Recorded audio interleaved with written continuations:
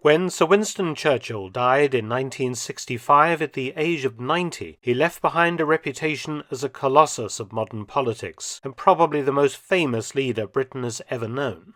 During his long life, Churchill had been a soldier, war correspondent, artist, politician, author, and Prime Minister of Britain not once but twice. But one aspect of Churchill's life, often not spoken of, was his love of firearms. Churchill was, to use the modern parlance, a bit of a gun nut, and after his death, his gun cabinet at Chartwell, his private estate, still held an array of 17 different weapons, from shotguns to submachine guns. This number was down somewhat from a high point of 24 personal weapons held on his firearms certificate when younger, and of course in today's Britain many types that have now been outlawed.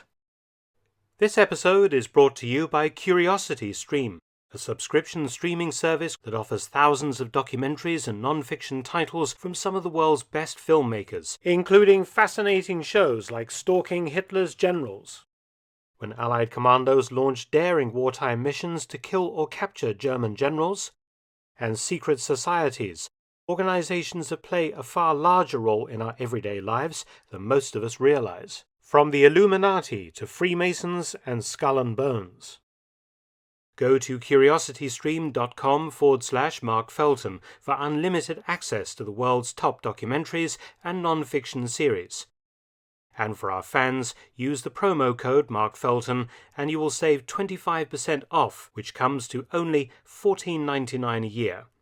That's just $1.25 per month. For the very best in history programming, choose CuriosityStream. It was only to be expected that Churchill was interested in shooting. He was, after all, an English gentleman, the grandson of a duke, and grew up in the milieu of upper-class pursuits and attitudes. He was introduced to sporting shooting at an early age, and among his final tally of weapons held in 1965 were his favourite brace of Woodward automatic shotguns, a 25th birthday gift from his cousin, the Duke of Marlborough, that Churchill took delivery of in 1902. The single-trigger, hammerless 12-bore ejector guns have half-pistol stocks and 29-inch barrels. Churchill was a regular guest at shooting parties for grouse and pheasant. He also became interested in hunting while serving abroad, hunting in South and East Africa. From James Woodward and Sons of London, Churchill also purchased a 6.5mm Mannlicher rifle for sporting purposes, a weapon he kept all his life. Handguns figured strongly in his gun cabinet. In 1894, Churchill acquired, whilst an officer cadet at the Royal Military College, Sandhurst, a .455 Webley Model 1892 revolver. He used this while serving as a subaltern in the cavalry on India's northwest frontier in the late 1890s. Famously, Churchill was a fan of the broom-handled Mauser, the C-96, and he purchased 3 between 1898 and 1902. He carried and used one of the C-96s during the Battle of Omdurman in the Sudan in 1898, killing several enemies with it, and also carried another during the South African War of 1899 to 1902, during which he was working as a war correspondent, was captured by the Boers, and later escaped captivity.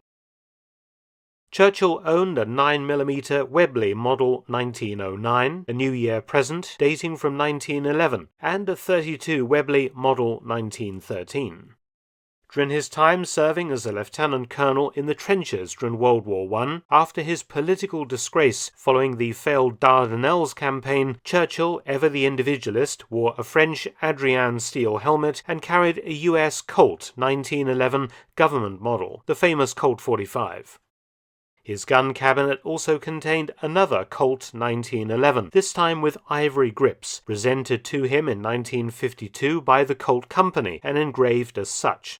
3 years later, FN presented Churchill with a 9mm Browning high power with his initials inlaid into the top of the slide, this gift also arriving with an FN FAL rifle. Apart from the 6.5mm Mannlicher Model 1893 and the FN-FAL rifle, Churchill's gun cabinet also contains some interesting military rifles, including a .303 Ross Model 1910 Mark III, presented to him by the Canadian Minister of Militia in 1914. A World War II M1 carbine, and a souvenir of the Sudan campaign, where he had wielded his C96 Mauser, a very ornately carved 10.35mm Vitali Model 1870-97 Italian rifle. Churchill was probably the only British Prime Minister who owned submachine guns, but his firearms license lists several as in his ownership when he died. He had 2 Sten submachine guns, both Mark IIIs. Famously, Churchill had been photographed shooting a Mark II in World War II. He also had a 9mm Lanchester presented to him in 1940 and engraved on the bolt housing with some of the lines from his famous "We shall fight them on the beaches" speech of the 4th of June 1940.